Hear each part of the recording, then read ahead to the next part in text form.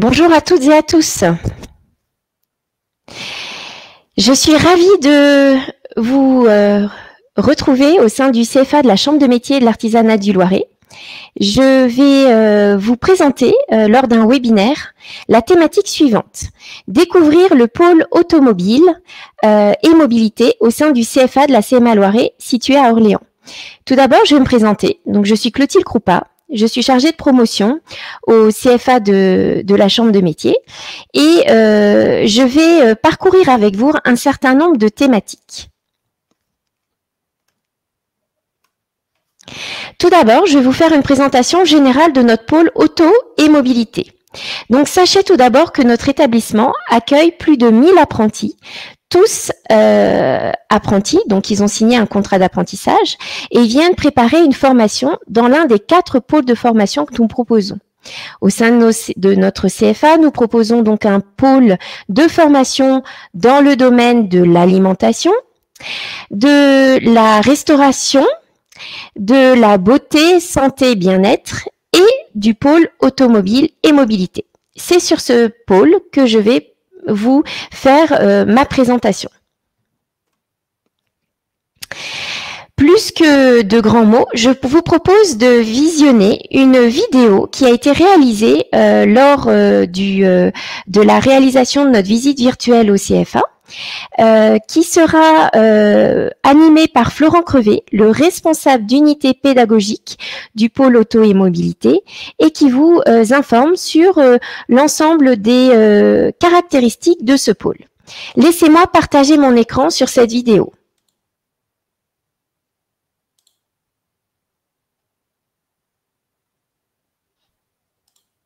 Bonjour, Florent Crevet, responsable d'unité au pôle formation automobile, maintenance, carrosserie et peinture au CFA de la Chambre de métier et de l'artisanat du Loiret.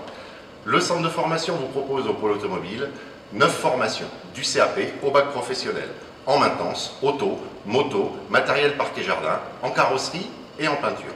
Le pôle automobile, c'est 151 entreprises partenaires, de plus de 200 jeunes en formation. Le taux de réussite aux examens est, au pôle automobile, de 93%.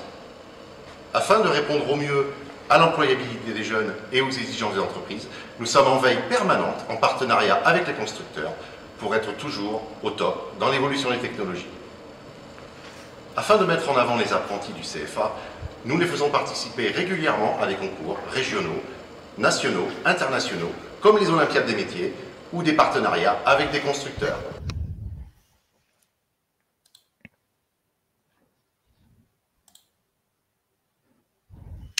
Donc voici une présentation générale de ce fameux pôle auto et mobilité.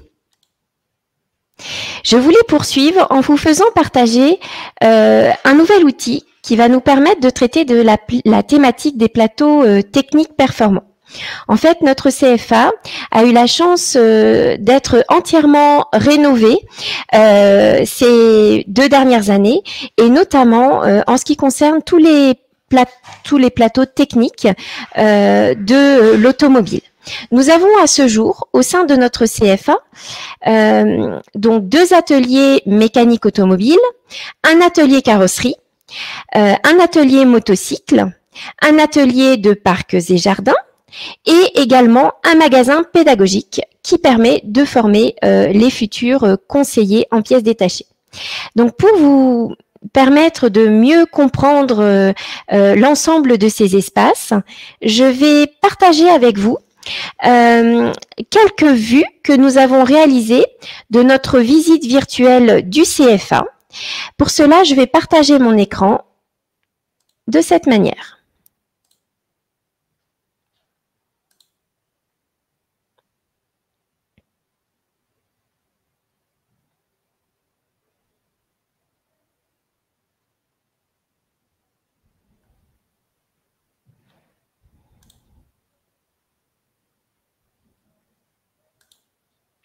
Il semblerait que le lien que je souhaite partager ne se présente pas à moi.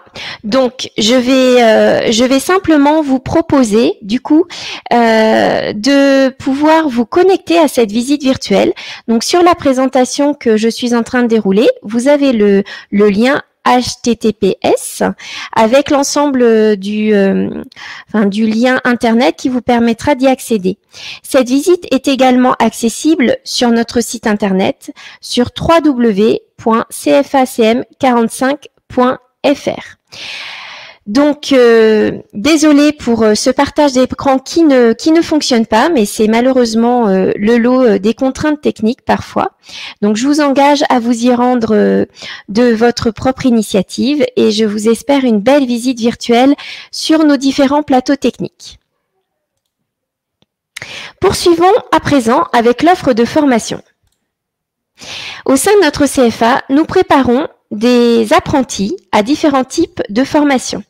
Nous avons des formations dans le domaine de la maintenance de véhicules automobiles. Nous les préparons au CAP, à la mention complémentaire et au bac pro.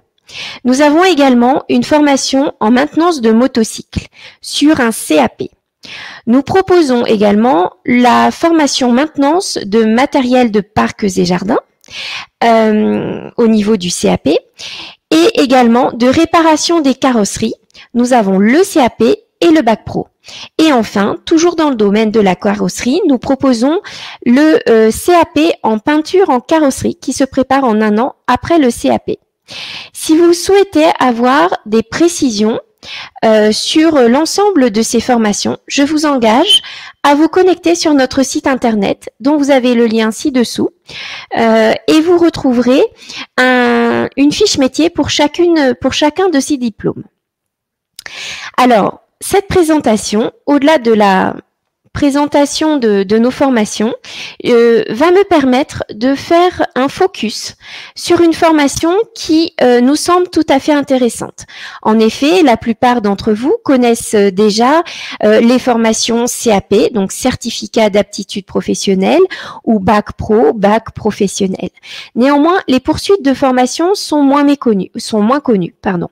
Et donc, dans notre CFA, nous proposons une formation qui s'appelle la mention complémentaire maintenance des systèmes embarqués de l'automobile, que j'ai nommé de manière abrégée MCMSEA. Alors, pourquoi je vous parle de cette formation? C'est une formation déjà qui se prépare après un premier diplôme obtenu dans le domaine de la maintenance automobile, qu'il s'agisse d'un CAP ou d'un bac pro. Donc, cette mention complémentaire a la particularité d'être un format court. C'est une formation de 1 an. C'est une formation qui est une formation tremplin qui permet de conforter les bases acquises dans le diplôme initial.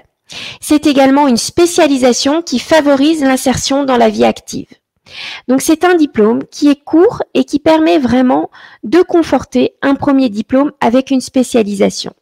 Dans le cas de notre mention MSEA, la spécialisation est le diagnostic et la recherche de panne, la maîtrise des outils diagnostiques, le codage et l'apprentissage des initialisations des pièces remplacées et le fonctionnement et le principe du multiplexage.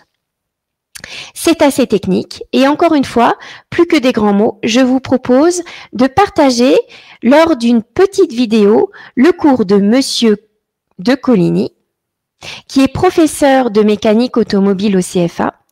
Il a eu l'occasion d'être filmé lors d'un cours de TP qui a été réalisé dans sa classe de mention complémentaire. Et donc, je vais vous partager cette vidéo qui vous plonge au cœur d'un cours de travaux pratiques dans cette mention complémentaire.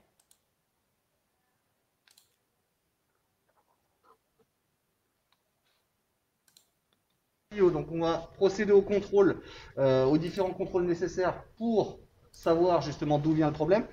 Donc première des choses, quand vous avez un client qui se plaint justement d'un symptôme, un symptôme type refus de démarrage, qu'est-ce qu'on fait? Lecture défaut. Lecture défaut, on va avant même ça, on va essayer de reproduire le symptôme. Donc tu essaies de démarrer la voiture, s'il te plaît. Le booster est sur. Vas-y, c'est bon. Vas-y.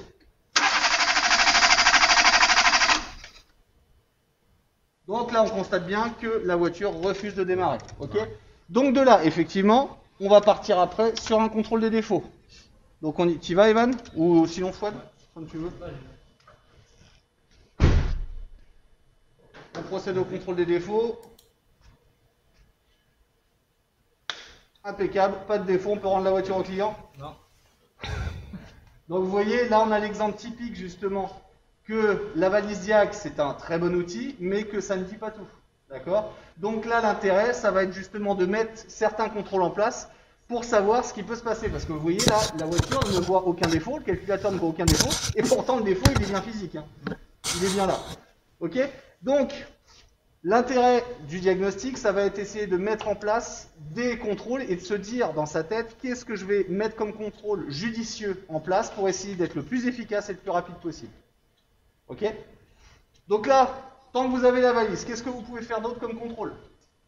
On va les valeurs des capteurs. On va aller voir les valeurs des capteurs, ce qu'on appelle les lectures paramètres ou les valeurs réelles. Donc on va voir ça.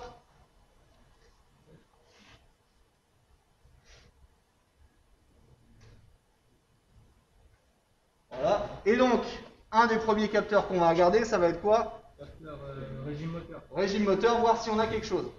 Tu m'actionnes. On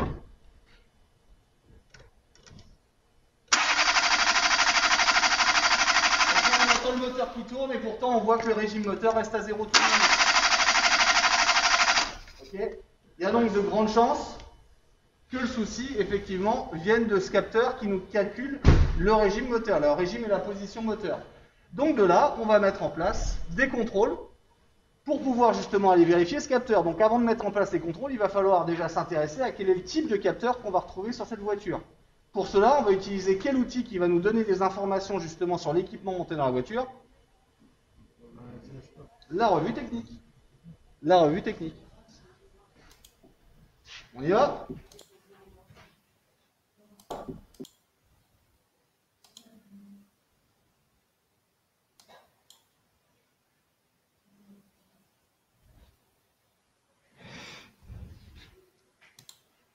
Alors, je reprends la main sur le diaporama.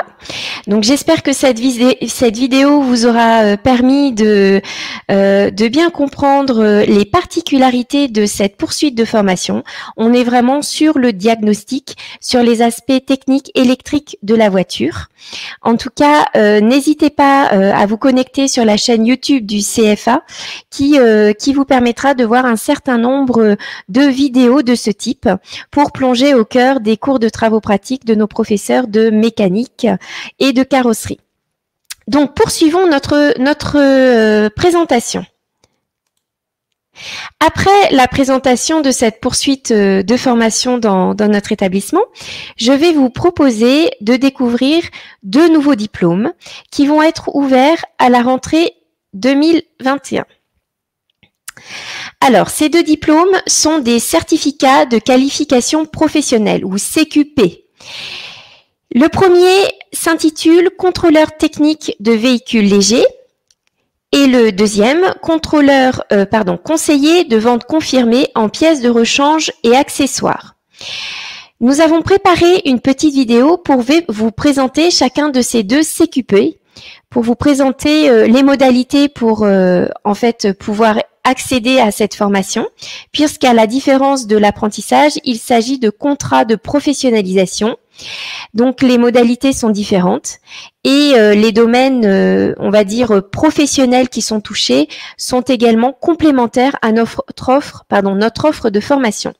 Donc, je vais commencer par la vidéo sur le CQP contrôleur technique, puis je vais enchaîner avec la vidéo du CQP conseiller de vente confirmé. Alors, c'est parti, je vais vous partager mon écran pour visualiser ces vidéos.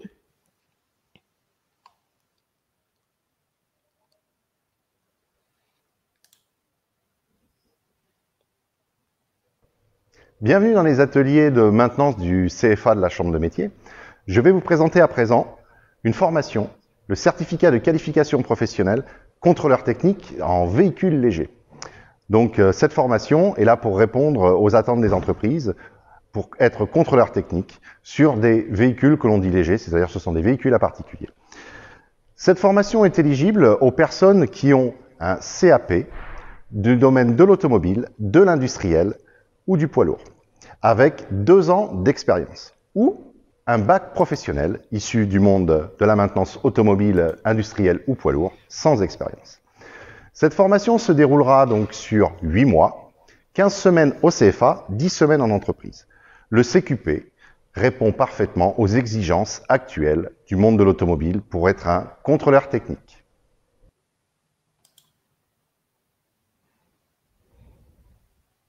Bienvenue au magasin pédagogique du Centre de formation des apprentis de la Chambre de métier.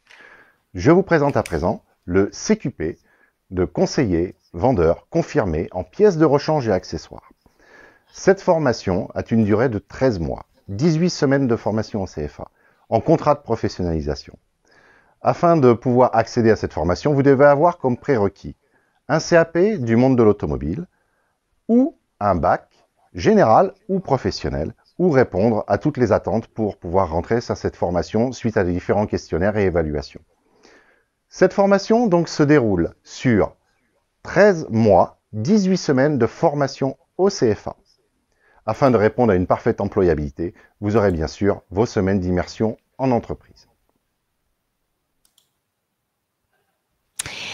Alors voilà, j'espère que ces petites capsules de présentation vous auront donné envie d'en savoir plus.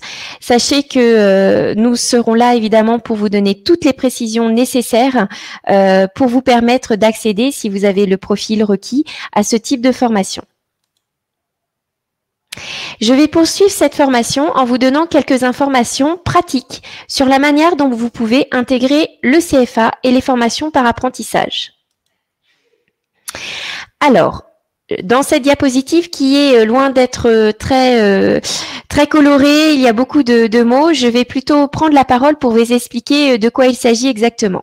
Si vous souhaitez intégrer notre CFA, il faut savoir que les formations se préparent par la voie de l'apprentissage et que vous ne serez intégré en formation que si et seulement si vous signez un contrat d'apprentissage avec une entreprise.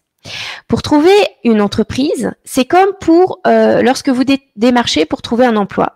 C'est-à-dire qu'il faut préparer une candidature. Il faut préparer votre lettre de motivation et votre CV. Et il faut démarcher les entreprises susceptibles de vous embaucher pour préparer la formation que vous visez. Donc, dans certains métiers, notamment dans ceux de l'artisanat, il est préconisé de se présenter physiquement dans les entreprises. C'est une habitude qui est appréciée des employeurs. Ils aiment bien voir la motivation en présentiel. Néanmoins, on sait qu'actuellement, le contexte est un petit peu particulier. Donc, on peut imaginer qu'un premier contact par téléphone avec une prise de rendez-vous peut aussi être envisagé. Donc, une fois que vous avez décroché un contrat d'apprentissage avec une entreprise, ce contrat va être adressé au CFA pour traitement. C'est le service contrat du CFA qui va se charger de le traiter avec l'OPCO Mobilité, qui est l'OPCO dont dépend l'ensemble des formations de notre pôle automobile. Et donc, une fois traité, vous allez recevoir un dossier d'inscription. Ce dossier d'inscription vous permettra d'être convoqué pour la première semaine de la rentrée et d'avoir toutes les informations liées à votre parcours de formation au CFA. Il va s'agir des fournitures telles que les tenues professionnelles. Il va s'agir des informations pratiques, comment vous pouvez déjeuner au CFA, comment vous pouvez être hébergé au CFA, comment vous pouvez vous rendre au CFA. Il va s'agir également d'informations sur votre formation. Donc, c'est ce premier type d'information, vous le retrouvez dans un document que j'ai intitulé « Devenir apprenti », qui est le document 2. Comme nous avons beaucoup de documents, j'ai trouvé ça judicieux de mettre des numéros. Et je peux bien évidemment vous le partager. Pour cela, il suffit que vous me donniez votre adresse mail et je me ferai un plaisir de vous communiquer l'ensemble des documents que je suis en train de vous présenter à l'issue de cette formation. Le dossier candidat, de quoi s'agit-il? C'est mon document numéro 4. Il s'agit d'un document que vous pouvez me renvoyer et dans lequel, clairement, vous vous positionnez comme souhaitant être accompagné dans une démarche de recherche d'entreprise. En effet, les démarches que vous devez faire envers les entreprises pour signer un contrat d'apprentissage doivent être réalisées par vous-même. Mais on sait bien qu'il n'est pas toujours évident, suivant votre âge, suivant le métier que vous recherchez, suivant votre situation, de faire ces démarches seules. Sachez que nous avons un chargé de relations entreprises qui est à votre disposition et un service de promotion dans lequel je travaille qui vous permettent de vous accompagner au sein de ces démarches. Pour cela, il faut nous renvoyer ce document où vous clarifiez votre demande de recherche d'employeur.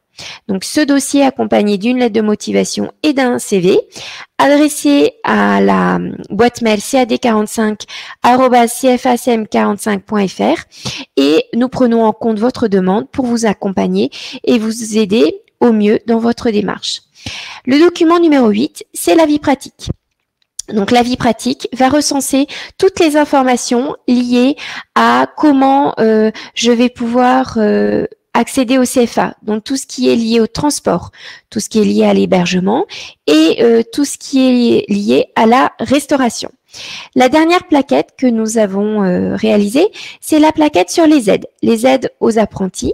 Alors d'une part, les aides qui proviennent du gouvernement, qui ont été lancées en 2020 pour faire face au contexte sanitaire et qui a été appelé plan de relance de l'apprentissage. Des aides exceptionnelles de 5 000 € pour les mineurs et de 8 000 € pour les majeurs ont été mises en place par le gouvernement et permettent et incitent les professionnels à embaucher des apprentis.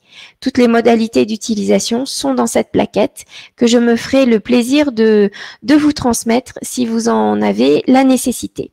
Je finirai ce point et cette présentation par les portes ouvertes du CFA. Nous aurons une date qui est en cours de validation au mois de mars, qui sera fort probablement sous format numérique et qui permettra à l'ensemble des prospects, des futurs candidats, des futurs apprentis, des familles qui souhaitent s'informer sur l'ensemble de notre offre de formation, des familles qui veulent avoir plus de détails pratiques sur le fonctionnement de notre établissement, de pouvoir participer et de pouvoir obtenir, je l'espère, l'ensemble des réponses à leurs interrogations. Je vous informe juste que la date confirmée et le format sera diffusé sur notre site internet. Donc, excusez-moi, nous sommes dans un établissement. C'est la fin d'une heure de cours, donc c'est la sonnerie que nous venons d'entendre. Donc je reprends la parole pour terminer sur cette diapositive. Et donc pour vous dire qu'effectivement, la date de notre porte ouverte sera diffusée très prochainement sur le site internet de notre CFA.